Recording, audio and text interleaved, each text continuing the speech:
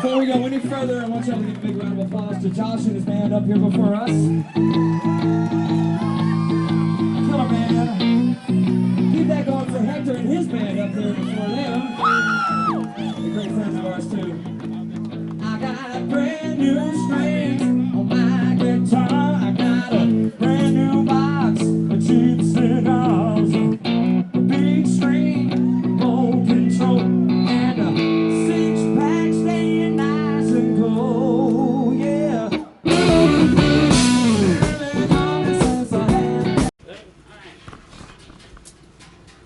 Bang!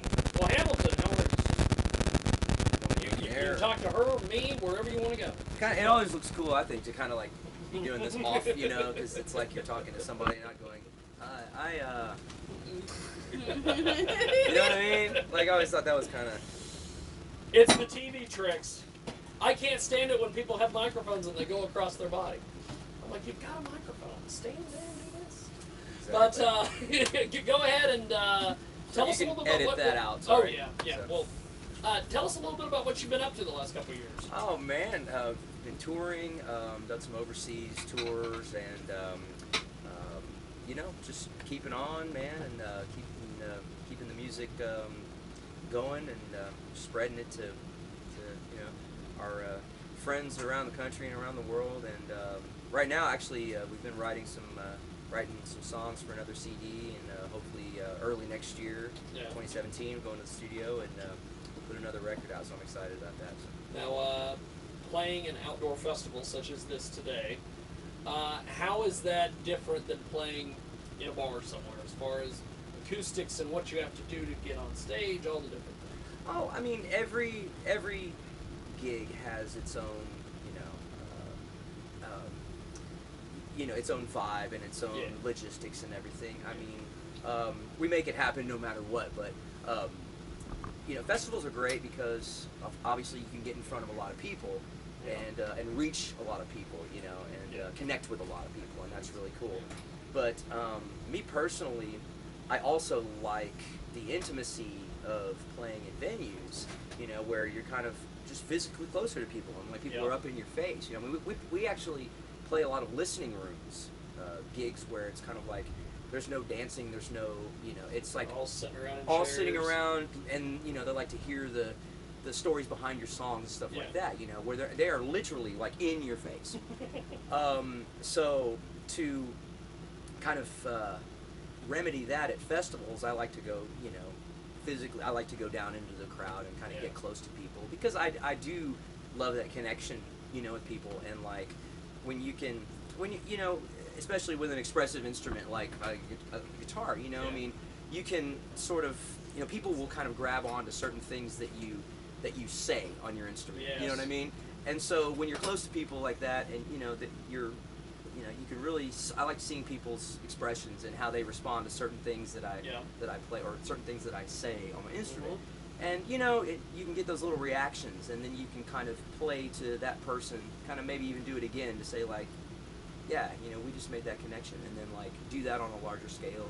Just I love that intimacy too. So it's I'll do it here today in Paxico for sure. Now, with some of the different areas that you've played, where do you find your biggest fan base? Is it on the coast? Is it in the Midwest? I mean, all over the country we have certain areas that have been really, really supportive for us. Midwest is actually really great for, I would say, most touring artists in the States, because there's a lot going on in the Midwest. I mean, going up that I-35 corridor especially, I mean, there's so much, going on, through, Oklahoma and Kansas and Iowa and all the way up to Minneapolis. And there's a probably a bigger concentration of gigs, at least for us as well, in the Midwest. And so that is one of our best markets, and we've made a lot of friends in the Midwest, man. Yeah, that's cool. Now, after you're done today, what's some of your next gigs that you're going to be going to? We're going back to Texas for a couple of weeks, and then in October we actually do a 2-week tour where we're going back to the Midwest. Omaha, Kansas City, a bunch of gigs in Iowa, Minneapolis, jutting over to Wisconsin for a gig, and back over to Iowa, coming back down through Kansas City and Tulsa on the way back home. So, again, it'll probably be our 4th trip to the Midwest this year, and it's only, September. Fantastic. So, but yeah. Now, how important is social media to you as a blues artist?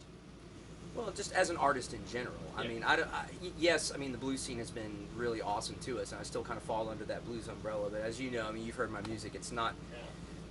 Yeah. It's probably got a little toe in the blues still, but it's very modern sounding. Yeah. But yes, we're definitely we embrace the blues community, and they've embraced us. Yeah. So it's definitely a good relationship. But I mean, social media is a necessary tool nowadays. I mean, no matter what genre you're in. Yep. You know what I mean? People are just doing it. I just had this conversation with a friend of mine at the gig in Topeka last night.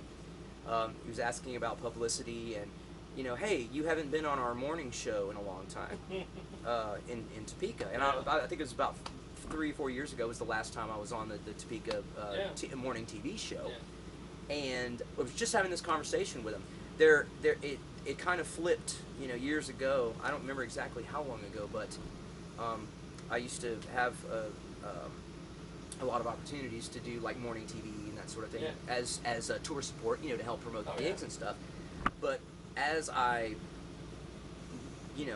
did shows, gigs, and performances, I would talk to people and ask, hey, did you see me on the morning, morning TV show?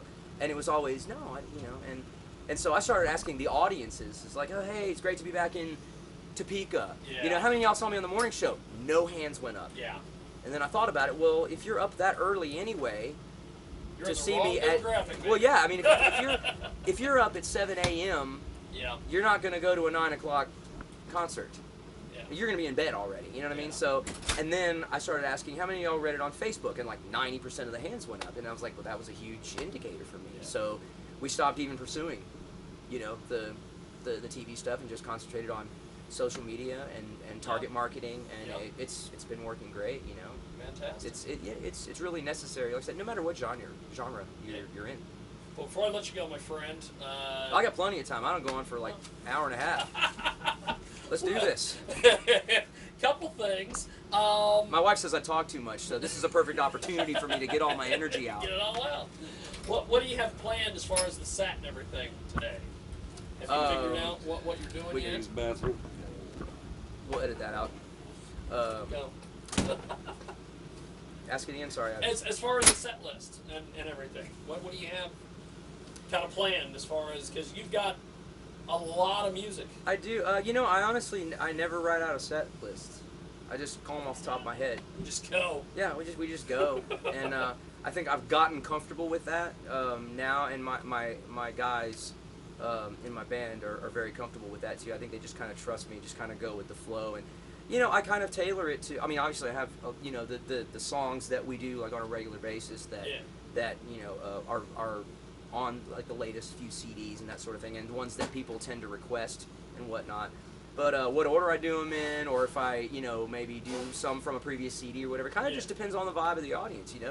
If I notice that they're kind of rocking out more to like the little bit heavier songs, I'll put a few of the heavier ones of mine in there. You know what I mean? So. Excuse me again, sorry. Well, before we let you go, social media, websites, how do we get a hold of you? I'm very, very easy. As long as you know how to spell my name, I am super easy to find. HamiltonLoomis.com.